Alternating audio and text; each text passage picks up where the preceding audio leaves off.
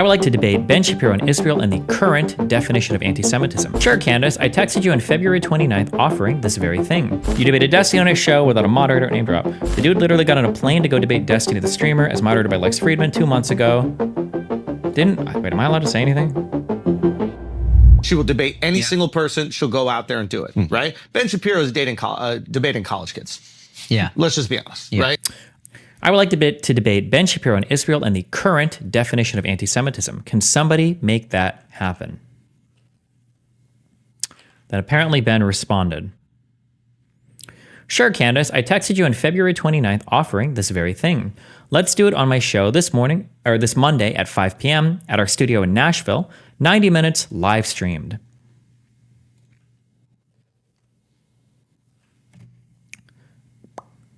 She says, I'm sure you can appreciate why I'd prefer to keep this off the Daily Wire platform, as well as the true reason why we were never able to make any discussion happen. Let's choose a neutral, trustworthy platform. I vote Patrick Bet David. Let's read through the rest of these first.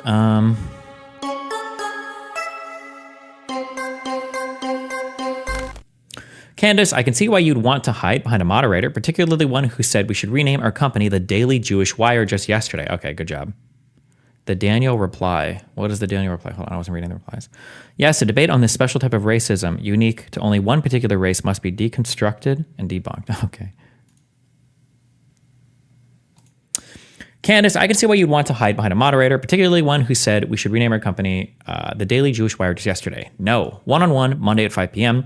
We can sit down and have a healthy debate like adults, and we'll live stream it on X and YouTube. Take it or leave it. As to the true reason you didn't respond to my offer to sit down with you and discuss these issues publicly or privately back in February, I have no idea what the hell you're talking about.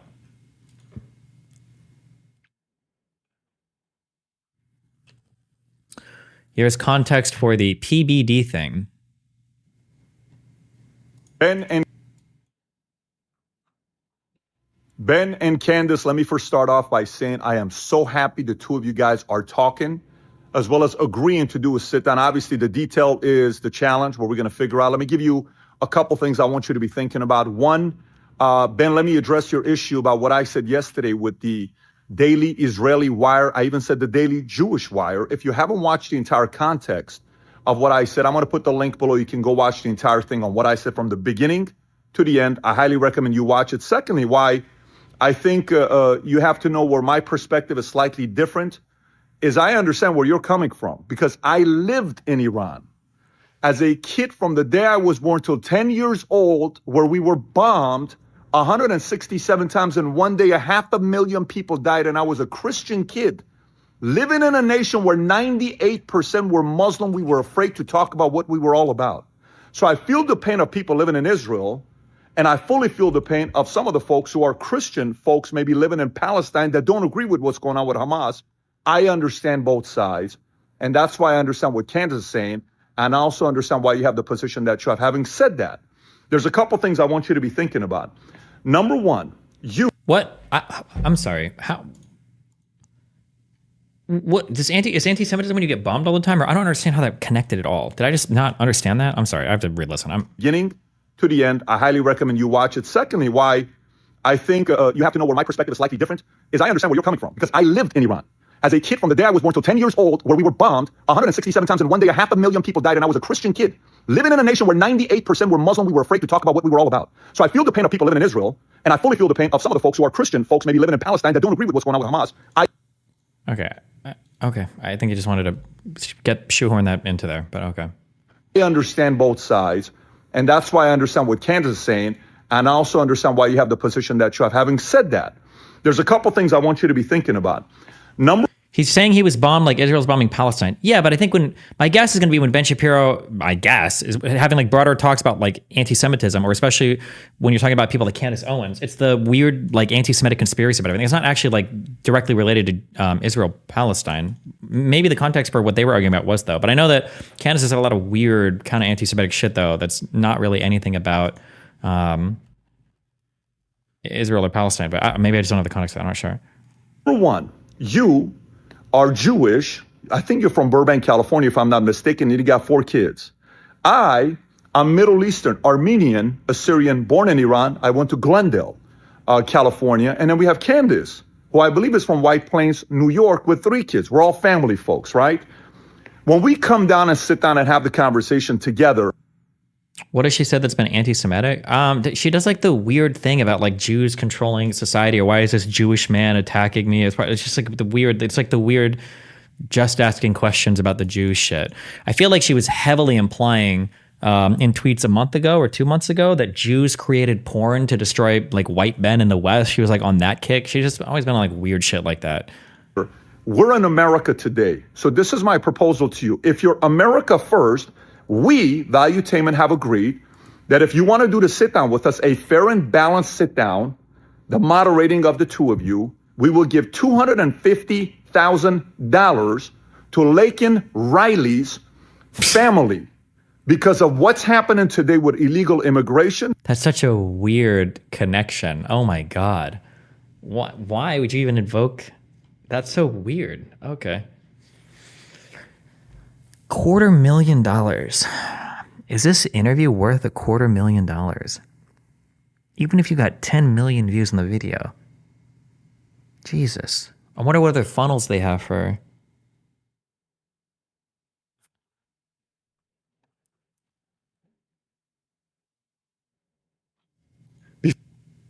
$250,000. That's so much money for this interview. Huh. It's the #1 issue in America, and I think it matters. Oh, hold on. It's not $250,000. It'd probably be closer to, well, it's still a lot of money, but it'd be closer to like $170,000 or something, or 160. It depends on how they structure their shit. Because if they donated that $250,000, well, but if they're donating to the family, it has to go through a 501c3 or some other type of tax structured thing in order to get it as a write-off, right? I don't think you can just give money to somebody and write it off on your taxes. It has to go through a charitable foundation or organization or something, right? I think. Matters to the both of you. So no matter where you live, today we're raising our kids in America. So I want to make sure we're America first. And last but not least, while we're talking about this, I'm going to be around for a very long time in this space. We're going to be hosting many, many different types of conversations like this. Whether you're left, center, or right, people come here, they feel safe with us, which means we're going to do a very fair interview with the 2 of you. And the details is on you to say yes or no. If not, totally understand. If you're open to it, I think I live 25 minutes away from you. Let's make this happen and unite specifically 2 of the biggest voices in the conservative space. Take care, guys. Watch the clip in its entirety. 24 and a half minutes. Oh my God. Pull up this clip from Andrew Schultz. I don't know what all of a sudden happened and prompted Andrew. Is this a YouTube embed or is this an X video if it looks like this? Oh, this is a X video, I think. Okay. Schultz to say this. But go ahead and play this clip of Andrew Schultz reacting to what happened between Ben Shapiro and Candace Owens. Go ahead. He makes the argument for censorship. He calls it something else. Yeah, I forget the term I have in my phone. I don't even think he's using the term right, but he's basically like, there's a window of ideas we accept. Yes. And we accept ideas between this, I guess this is, if I get a window, you're looking like this. We accept ideas between here and here. And anything outside that window, well, you're fireable. That's censorship. What? But he's acting as if this is like a justified reason for firing people when you built your identity and platform off of no censorship and freedom of speech and facts don't care about your feelings and all this shit. It's also funny that window happens to end where his beliefs end. I am.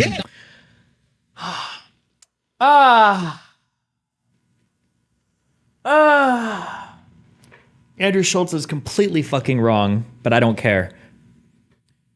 Conservatives have played a dangerous and stupid game for a long time with a lot of different things. One of those things has been with freedom of speech. The First Amendment of the United States applies to the federal government, and I believe subsequently through incorporation, to the state government, saying that the government cannot make laws abridging, meaning attacking or restricting, right? Your freedom of speech without some other types of reason, right? Abridging, right? I'm using that word correct, right? Let me check. Hold on. Abridging, not bridging. Abridging. To shorten by omission of retaining the basic concept, something like that. Yeah, okay. No abridgment of your freedom of speech, okay?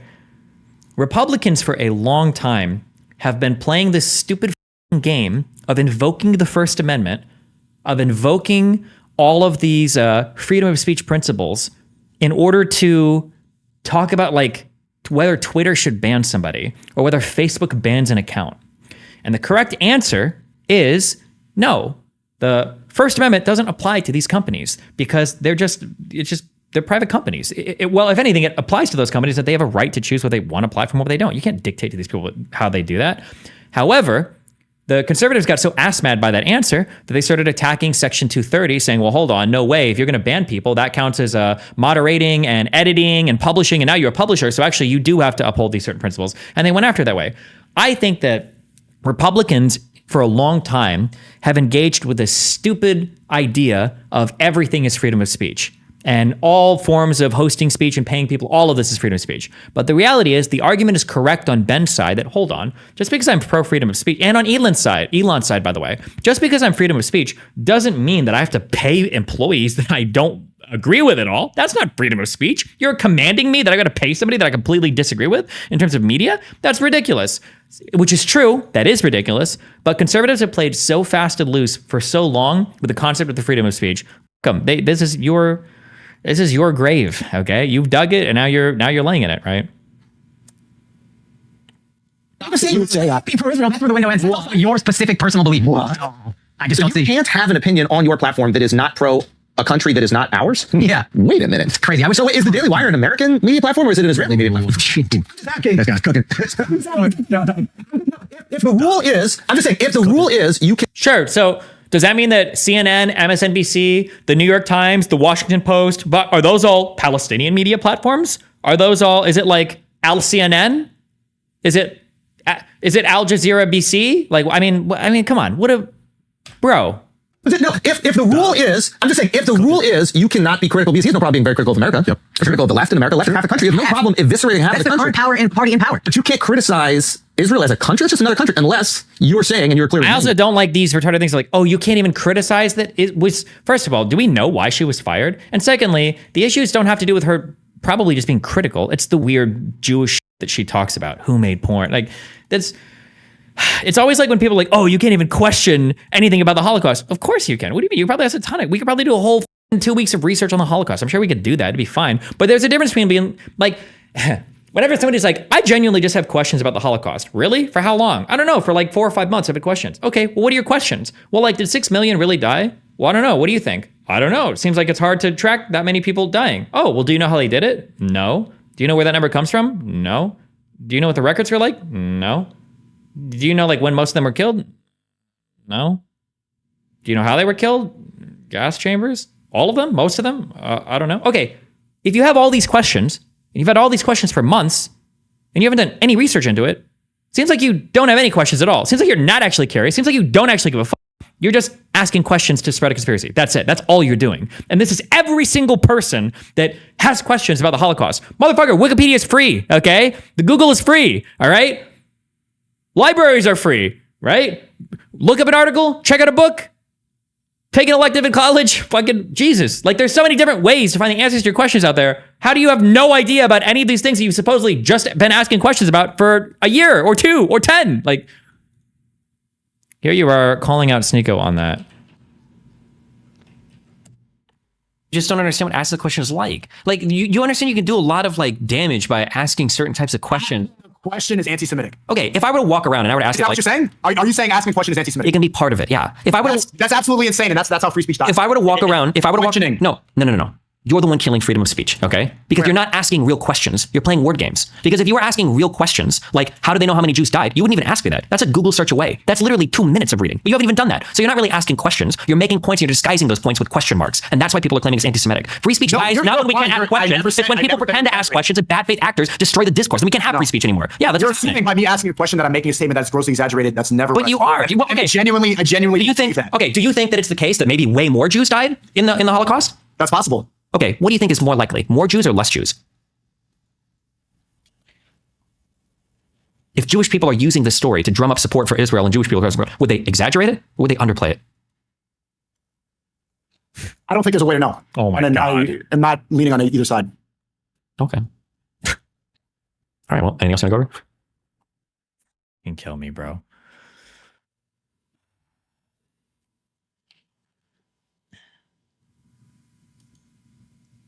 In society, you don't have an answer. So it must be a conspiracy. There must be some sort, and you're just asking questions. You don't know, right? This is the game that is played by so many corrupt commentators, just asking questions. I don't have to show you evidence that something terrible is happening. I don't have to actually demonstrate how the thing is happening. I think you missed my super chat. Hey, Destiny, are you and Amy Dangerfield still cool? To my understanding is we are, yes. I don't have to tell you who the problem is. Wink, wink. But I can just tell you right now that there is a problem. But even, and if I'm asked about it, hey, I'm just asking questions. Now, let me tell you something about just asking questions for a second. Just asking questions is a game for children. My son is 7. He can just ask questions. My daughter is 10. She can just ask questions. If you are 50 and you are just asking questions, I don't think you're just asking questions. I think that your level of curiosity is actually quite low. I think that you don't care enough to know or know enough to care. I think that the vast majority of people who are in the just asking questions business have an answer that they want to suggest, but they know there's no evidence for it, so instead they hide behind. What did it take to get him over here? Oh my God, we're getting the Jews back to the center left, and it's because Ben Shapiro sees the Israel shit happening. But like, bro, you cast your lot with Trump. You're in the ultimate jacking off crowd. This is the ultimate crowd of just asking questions. Just asking questions. In other words, they're completely full of. Damn. Is he allowed to say swear words with the yarmulke on? That the Daily Wire is an arm of the Israeli, I guess, media or propaganda machine? Is that? Oof. Are you manipulating the religious right in America? Are you manipulating the right-wing conservatives in America and selling them country western movies and putting on your little cowboy hat and fake moving to Nashville so you could take all their money and then in the process restricting free speech, one of the core tenets of the American identity? Ben.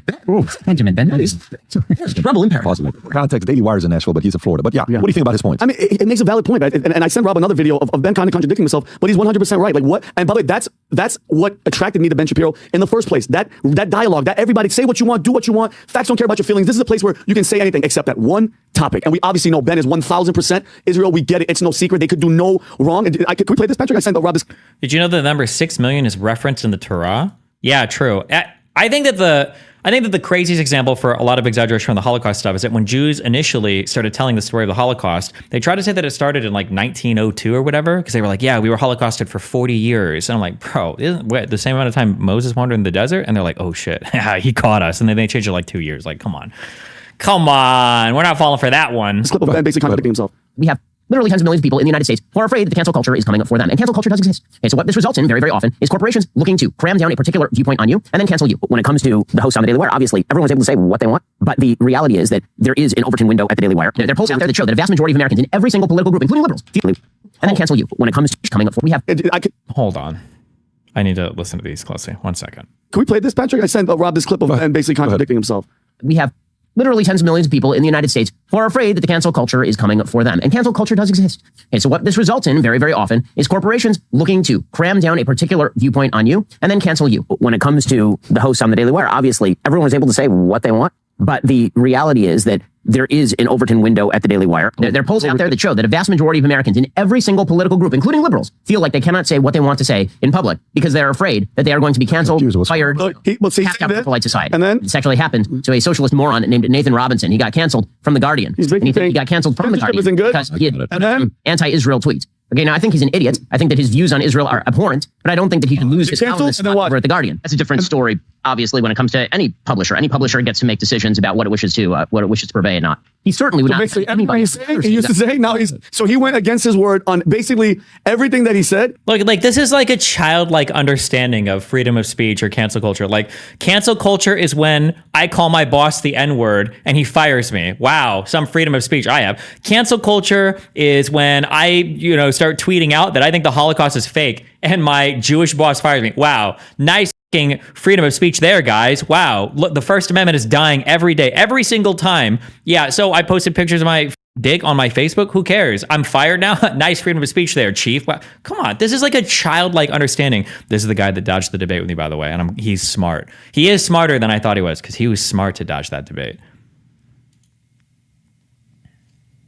Do you think Ben is contradicting himself? In these clips? No, not really. I think in general conservatives, and he might have in other ones, but not in these ones. I think in general conservatives leaned way too hard to that freedom of speech is everything card. But this is not a contradiction of being afraid or saying that like cancel culture has gone too far. I think that cancel culture has gone too far. And I wouldn't hire, and I am a huge believer in the First Amendment, probably more so than people on the left and right, okay? I love the First Amendment, all right? But that wouldn't mean that I would hire people that, I'm not gonna hire a communist. I'm not gonna hire a Nazi to be part of like my media crew or whatever. Like, I have the right to choose who I want to pay and what kind of views I want to espouse. That's not the same as saying which views should be allowed to be espoused legally in society as the ones I want to pay for. You went the complete opposite because we found out that they fired her. They didn't have one of those contract disputes. They were like, you don't see the way that we say you're being anti-us. Goodbye. And they fired her. So that's just proof that he's a hypocrite. Thoughts on this? So I've been very open that I thought that the Daily Wire managed the whole thing with Candace in public. Why do you also, God, imagine having these shows where you just have like 4 or 5 people and they all just like agree with each other on almost everything. Why not bring some different points of view? I guess you'd probably get heated and people would be, yeah. That I thought that the Daily Wire managed the whole thing with Candace in public and managed it very poorly. And then Ben Shapiro just come back on leadership and say, well, I'm a founder, but I'm not the CEO and I'm not making decisions. I'm like, come on, dude, you just did. So I thought the way it played out in public from a leadership standpoint was not good, but I kind of see it another way. You determine the product you're going to put out. You determine, and for better or for worse. And if you get exposed like CNN did for spinning things, stifling things, and not really be journalists, then guess what? Your ratings go down, your ads go down, your business goes down. Now, let's take a look at this. What if, Pat, we had some people at PHP and we're selling life insurance, proven life insurance that's protecting families, that's doing good stuff. Sure. Proven product. Yep. And what if we had somebody saying people going with they get their insurance license and they tell people, you should just buy gold. Life insurance really isn't it. You should just buy gold. Just buy gold, just do that. We would take them aside and say, what are you doing?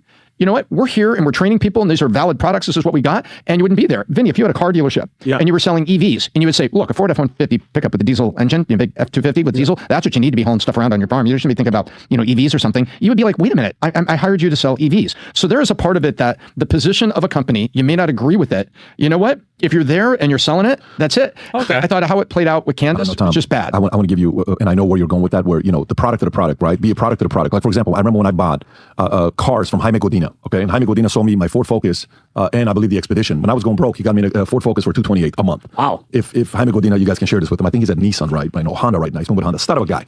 We bought so many cars from that guy, it's not even funny. I said, what do you drive? He says, I drive an Expedition.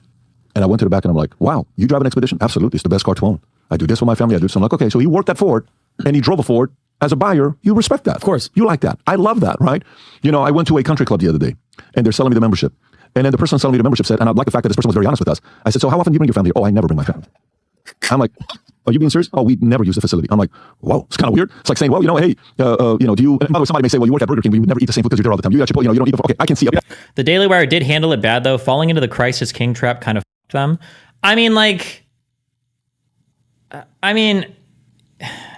I hate it when people say like they handled it bad because they fell into a certain trap. Like they handled it bad and that they weren't able to outmaneuver other bad faith actors that were trying to mind fuck them. When I heard that Crisis King thing is anti-Semitic, I thought that was kind of cringe. But then when I listened to Jeremy's explanation, I was like, oh yeah, that super sounds anti-Semitic. That's not even controversial. Like, yeah, if you walk into some Jewish dude or whatever and you're like Crisis King or whatever, yeah, that sounds really aggressive. Keep in mind that the same people who are like, oh, what? It's anti-Semitic for me to walk into a Jewish guy and be like Crisis King because my religion, that's anti-Semitic. These are the same people that were literally shitting and pissing themselves when Starbucks put Happy Holidays on their fucking cups, okay? These people were shitting and pissing and vomiting all over themselves, saying that Christianity and Christmas was under attack because of how some corporation decided to greet their fucking employees, all right, when they came to work for the day. Like, give me a fucking break, okay? Part of that as well, the argument, fine. But the product of the product is the highest level. However, in PHP, Tom, we had, Christians, Muslims, 7 days, Catholics. We have whites, blacks, Asian, everything. People in my position, very, very strong. Okay. 1, 2, 3, 4. Okay. Daily Jewish Wire context. Okay. We had Ben Shapiro's tweet, and then we have Candace Owens. I will also throw Joe Rogan as an option, or your buddy Lex Friedman. Truly, pick a moderator or agree to do this live one-on-one via a channel that the Daily Wire cannot cash in on, but I'm fully in. Oh, Lex, that's you, baby. Is he still here? Then we've got Jeremy.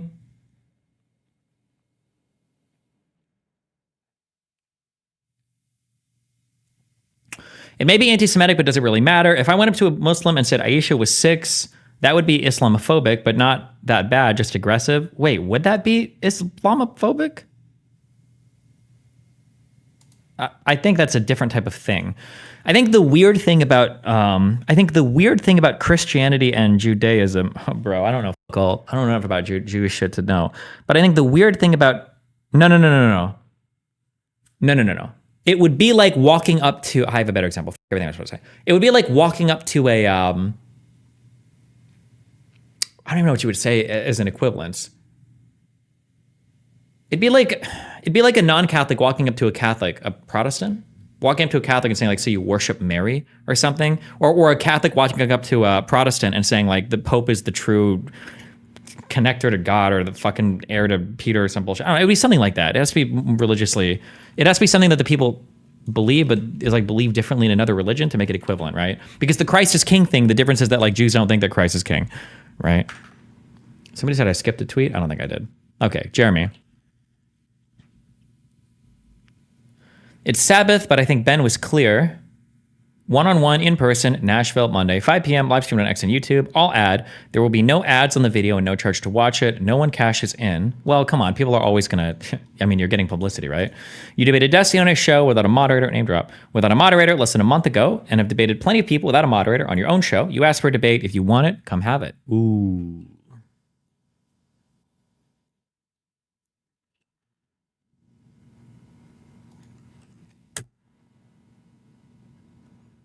You know I'm in London and cannot appear in person. You have known for months I was going to be in London this week. Daily Wire employees were initially slated to be here with me, so publicly pretending you guys are not aware of this seems odd. Would he know personally? How big is the Daily Wire again? I mean, that's okay. I can certainly swing this virtually on Monday, one-on-one, if you guys really just cannot wait for me to get back, but I'm refusing to allowing this to happen on any Daily Wire platform. This request seems perfectly reasonable and understandable to everyone but the Daily Wire. Why is that? I can't tell if Candace is genuinely stupid or she just plays the stupid role to the crowd really well.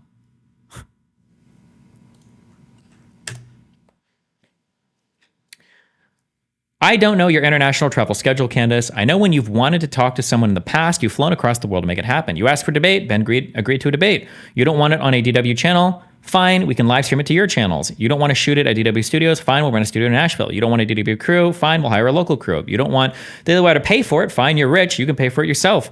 You don't want to do it Monday? Fine, let us know how long you need to prepare.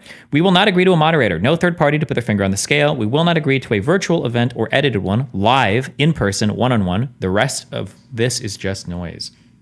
Damn.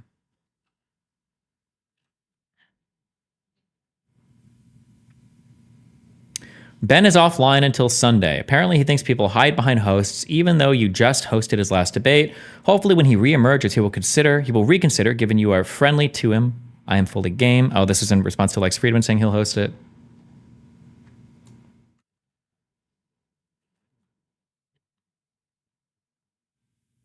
Barring the odd insinuation that you didn't know your own employees were booked on international flights to come join me in London to film for your platform, this is great. I fully accept no moderator. I will get in touch privately to get this set up. Major win. Why would Jeremy, would he necessarily have all this information? I don't know if he would necessarily. Is he like in charge of planning flights for people or doing logistics? Or like, I feel like it's totally possible that Jeremy's roles and responsibilities of the Daily Wire, he's a part, is he the CEO or just part owner or? I mean, depending on how much of a hand he has in day-to-day content, it's possible that you know, but I feel like it's super possible that he would just have no fucking idea. Co-founder and CEO, yeah. I cannot laugh hard enough at Ben Shapiro's obvious, I'll only do this at the Daily Wire at 5 p.m. ET on Monday or not at all stunt. The dude literally got on a plane to go debate Destiny the streamer as moderated by Lex Friedman 2 months ago. Wait, am I allowed to say anything? Stop making a show of it, Ben. Man up. Let's pick a date, time, and a mutually agreed to platform regarding which I have just offered you 5 viable options. I'm pretty sure we both lived close to where that show happened. I think it was like an hour drive for both of us. I don't know. Maybe he flew from somewhere else that he was working or staying at. I don't know. I don't know.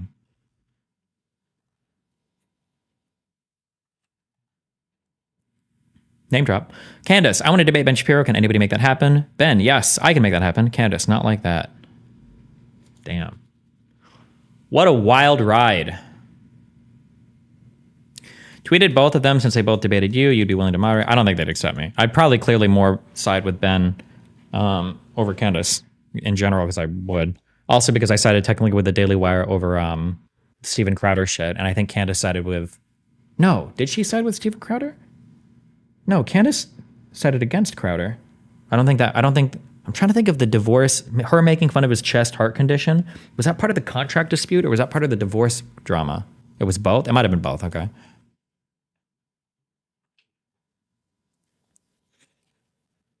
And then we've got... All right. Shapiro vague posts about Candace Owens firings. Isn't this kind of a little bit old news? Have we already gone over this? When I say we in the royal we. Meaning, yeah, we have. Yeah, we have. Okay. There's a lot of stuff here. What was the takeaway from this? Candace is just a weird conspiratorial loser. She's still salty as by getting fired from the Daily Wire. Yeah. She publicly tried to call out Ben Shapiro for a debate. He accepted. She started to add conditions.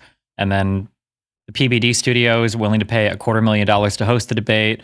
Then in the Daily Wire, just want to do it in some neutral studio in Texas. It's just like a bunch of dumb shit. It's going to be a big debate with a lot of views, but it's going to be stupid because Candace is stupid. And yeah. There's no way they would get $250,000 back from that, right? No. Yeah, that's such a waste of money. So it's all bullshit, basically. Well, if they wanted to donate they wanted to donate it, so tax write-off. Tax write-off doesn't... You see, I hate it when people do this. That doesn't mean anything. This just means throwing the money away. No, it's like tax write-off would be just the same. Actually, they would be better in every way to try and make money and have less, just an expense. What is ROI? Return on investment. Okay. Boom. How do you measure a return on an investment? Well, you spend a certain amount and whatever you get back is profit. Correct. Yeah. And if you can decrease the amount that you spend by tax liability, then you'd have to make less money I feel like you're, ROI. You know what wow, you're trying there you to do? go. Oh my God. So, you're molesting me right now because I've been drinking, but I already, because of my internal credit score calculations that I have in my brain, I already know that this to be false. If they were to spend $250K, and let's say they got back $100K, they would get back $100K, and then they would have $150K loss. That would be better than a $250K loss if they just donated the money. If they were to what? I was very clear. How do you not hear me? You said if they were to spend $150K. No, listen, I'll say it again. You're fucking with me. So let me preface this real quick. Oh, here we go. Yes. To help you a bit. I don't need help. You need help. Go ahead. The $250K, they said in order to get that the debate, they would donate the $250K to like a family. So all that $250K that they would donate would be completely written off or whatever. Oh. Listen, I don't want to do this topic. I understand. Yeah, okay. So if they did that, then they would try to get the best of both worlds. But I still feel like they would come out probably not ahead. How much do you think they could make from that thing? I don't know. You're backing off your point though, but you were completely right. It doesn't matter. I was completely wrong. Because if you donate $250K and it lowers your tax liability to some number, it doesn't matter because whatever money you make back is taxed. Okay. Right? Is what you're saying. You're saying I'm right. So I like the way that is. I like the way that's going. So we can move on to the next one. Okay. Unless you're JKing, and then someone will let me know later. Okay. Well, let's see. If you donate $150,000, or no. Okay, you donate $100,000. Okay. So where's the $100K come from? Well, we'll just use 100. Let's say you donate $100K. Sure. Let's say that your tax rate is 30%. So if you donate $100K, you're really only donating $70K. But you'd still need to make $100K back if you donated $100K because you are going to have to pay 30% on the $100K you make. So it really doesn't. It's a wash at the end of the day, I think. Right? Yeah. You were talking pretty quick there.